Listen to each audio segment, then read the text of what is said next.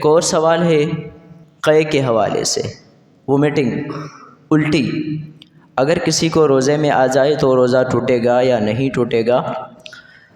تو اس مسئلے کو سمجھنے کے لیے 3 چیزیں سمجھنی پڑیں گی کہ 3 شرائط ہیں، اگر وہ پائی گئیں تو وومیٹنگ سے روزہ ٹوٹ جائے گا، وہ نہ پائی گئیں تو وومیٹنگ سے روزہ نہیں ٹوٹے گا۔ پہلی صورت یہ ہے کہ اس کو یاد ہو کہ میرا روزہ ہے، روزہ ہونا یاد ہو۔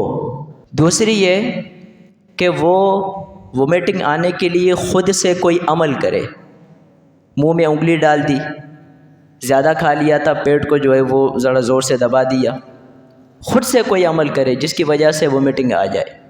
تیسرا کہ منہ بھر قے آئے، الٹی جو آئے گی، جو قے آئے گی، جو وومیٹنگ آئے گی، وہ منہ بھر کے ہو۔ منہ بھر کے کا مطلب یہ نہیں ہوتا کہ منہ پورا بھر جائے، اس کا مطلب یہ ہوتا ہے پریشر سے آئے، اور اتنے پریشر سے آئے کہ وہ اس کو روک نہ سکے۔ یہ تینوں شرائط پائی گئیں تو روزہ ٹوٹ جائے گا۔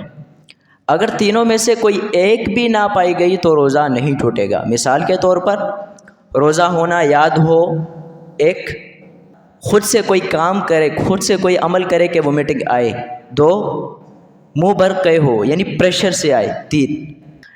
ایک شخص ہے جس نے آج پہلی دفعہ روزہ رکھا، اب اس نے کھانا تو بہت زیادہ کھا لیا، خیر آگے جا کے ہاضمے کا مسئلہ ہوا، 10-12 بجے تک اس کو ایسے ہی بیٹھا ہوا تھا، اس نے کہا یار معدہ تھوڑا کام نہیں کر رہا، منہ میں انگلی ڈالوں کہ مجھے قے آ جائے، الٹی آ جائے، تاکہ تھوڑا سکون مل جائے۔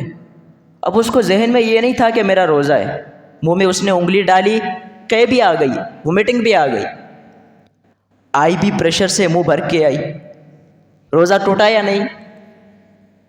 نہیں ٹوٹے گا، کیونکہ پہلی جو چیز ہے روزہ ہونا یاد ہو، اس کو یہ تو یاد ہی نہیں ہے کہ میرا روزہ ہے، تو روزہ نہیں ٹوٹا۔